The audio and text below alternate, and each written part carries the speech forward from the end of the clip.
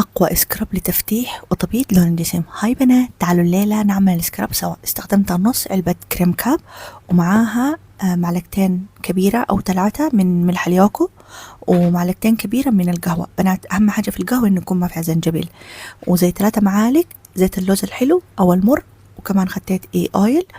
والنيلة شوفوا خديت معلقتين، إذا ما عندك نيلة ممكن تستخدم بدالها كركم، وتخلطيها كويس شديد. أهم حاجة يا بنات الشاور جل. طبعا أنا بستخدم الشاور جل حق إيفا روشيه، ده ريحته رهيبة شديد. المهم لو حسيت إنه القوام تقيل تقومي تزيدي شوي من شاور الجل. طريقة استخدامه سهلة جدا. على جسم مبلل تفرديه وتخليه 10 دقايق وبعدك تفركيه. شوفوا ما شاء الله عبالي العلبة الكبيرة دي، والحركة بتاعت الزيت دي باخدها عشان السكراب حقي ما ينشف. بنات والله من أول استخدام هتحسين إن لون جسمك فتح. شايفين فركته كده؟ طبعا الفرق ده بيكون بلطف بس. والله يا بنات باي.